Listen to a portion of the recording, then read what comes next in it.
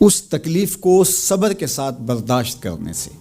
اگر وہ واویلا کرتا ہے، ناشکری کے کلمات کہتا ہے، تو تکلیف تو ختم نہیں ہوتی لیکن اجر زائل کر دیا جاتا ہے۔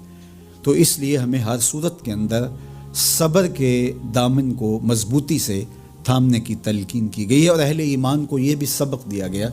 کہ جب انہیں کوئی بھی مصیبت پہنچتی ہے تو وہ کہتے ہیں انا للہ و انا الیہ راجعون، کہ ہم اسی کے ہیں اور اسی کے حضور پلٹ کے جانا ہے۔ تو یہ وہ امر ہے کہ جو ان کی طبیعت کے اندر ٹھہراؤ پیدا کرتا ہے اور ان کی زندگیوں کے اندر اللہ تعالیٰ جل شانہ پر جو یقین ہے اس کا پتہ دیتا ہے۔ اگر مصیبت کو اللہ کی طرف سے سمجھ کے مان کے صبر کیا جائے، اس کو مقدور سمجھا جائے، اس پر واویلا نہ کیا جائے، اللہ کی نافرمانی کا کوئی کلمہ نہ بولا جائے، اپنے عقیدے میں تزلزل نہ آنے دیا جائے، اپنے رویوں کی خوبصورتی کو زائل نہ ہونے دیا جائے، تو اس کا مطلب ہے کہ وہ شخص مومن ہے، اس کا یقین ہے کہ یہ اللہ کی طرف سے ہے۔ تو پھر اس کے یقین کے صلے کے اندر اللہ اس کو پھر ہدایت قلب کا چراغاں نصیب کرتا ہے۔ اور فرمایا واللہ بکل شیء علیم، اور اللہ ہر شے کو جاننے والا ہے، اسے پتہ ہے کہ کسی پر مصیبت نازل کیوں کرنی ہے، اور اس مصیبت سے اس کا امتحان لینا مقصود ہے، اس کے درجوں کو بلند کرنا مقصود ہے، اس کے گناہوں کو معاف کرنا مقصود ہے، اس کو کسی آزمائش میں ڈال کر کے اس کو مزید کندن بنانا مقصود ہے،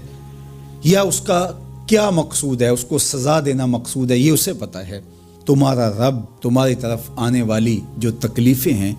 ان کے اندر ہزارہا پنہا حکمتوں سے واقف ہے۔ یہاں یہ بات بھی سمجھنے کے قابل ہے کہ جو شخص مصیبت کے آنے پر صبر اور استقامت کے ساتھ اس سے نپٹتا ہے اور اللہ پر جو اس کا یقین ہے اس میں تزلزل پیدا نہیں ہونے دیتا، کل من عند اللہ، اے محبوب فرما دیجئے جو کچھ ہے وہ تمہارے رب کی طرف سے، یہ اس کا خیال اور فکر ہے کہ یہ میرے اللہ کی طرف سے، تو پھر اس مصیبت کو ٹالنے والا بھی وہی ہے۔ تو اگر یہ اس کا عقیدہ پختہ تھا تو پھر وہ مالک کی دہلیز چھوڑ کے، مالک کی چوکھٹ چھوڑ کے کسی اور دہلیز پہ نہیں جائے گا، کسی اور چوکھٹ پہ نہیں جائے گا، وہ اس مصیبت کو دور کرنے والا مؤثر حقیقی اللہ کو ہی جانتا ہوگا اور اسی کے حضور دعائیں کرے گا، التجائیں کرے گا، کسی شرک کا ارتکاب نہیں کر سکتا ہے، اور وہ مالک کی دہلیز سے کبھی روح گردانی نہیں کر سکتا، بلکہ اس تکلیف کے آنے سے وہ اپنے رب کے ساتھ اور زیادہ جڑ جائے گا۔ اور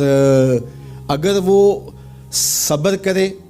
تو یہ اس کا ایک مرتبہ ہے کہ وہ حوصلے کے ساتھ اس تکلیف کو برداشت کرے، اور دوسرا مرتبہ جو اس سے بڑھ کر ہے کہ اس پہ اللہ کی رضا کے سانچے میں اپنے آپ کو ڈھال لے کہ جے سونا میرے دکھ وچ راضی، میں سکھ نو چلے ڈاواں۔ اگر وہ اس بات پہ راضی ہے تو کوئی بات نہیں ہے، میں اس پہ راضی ہوں کہ میرے رب کی یہ رضا ہے۔ تو یہ دونوں چیزوں کا مل جانا، یا دونوں میں سے کسی ایک کا مل جانا، یہ اللہ کی طرف سے اس کو دیا گیا انعام ہے جو اس مشکل حالات میں اس کو حاصل ہوتا ہے۔